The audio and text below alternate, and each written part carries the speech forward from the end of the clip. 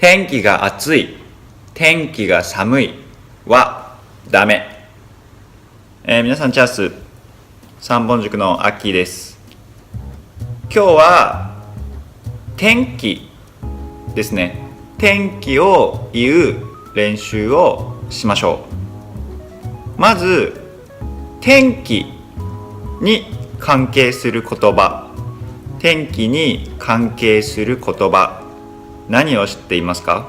例えば晴れ、雨、曇り、雪。あとは暑い、寒い、あったかい、涼しい。他にもありますけど、よく使うのはこれぐらいだと思います。まず4つの天気、晴れ、雨、曇り、雪。この4つの天気の使い方を覚えましょう。まずこの4つは名詞です。晴れ、雨、曇り、雪の4つは名詞です。この名詞を使うときは簡単です。よく一緒に使うのは時間です。時間。例えば今日だったら今日は雨ですとか今日は晴れですと言います。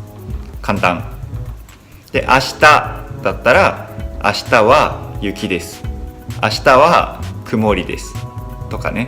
あとは午前とか午後とか、明日の午前は雨ですとか、今日の午後は曇りです。午前の時は、中をつけて午前中ということが多いです。明日の午前中は雨です。明後日の午前中は曇りです。午後中という言葉はありません。使わないでください。午前中か午後です。はい。それでこの4つ、晴れ、雨、雪、曇り、この4つは天気という言葉、天気という言葉と一緒に使ってもいいです。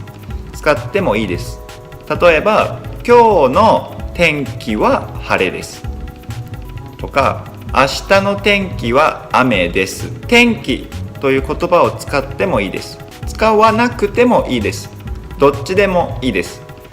今日は晴れですと今日の天気は晴れですは同じです。はい。で、次にこの4つは名詞なんですけれども、動詞の形もあります。わかりますか？動詞、晴れの動詞は晴れるです。曇りの動詞は曇るです。雨の動詞の形は雨が降るです。雪の動詞の形は雪が降る。なので、例えば明日は晴れます。晴れですね。じゃあ水曜日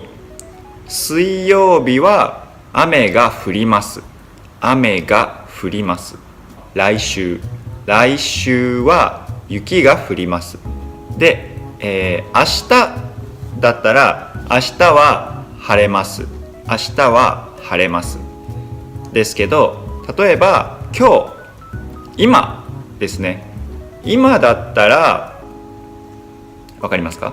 今だったら晴れていますですね。晴れています。今日は晴れています。ているの形ですね。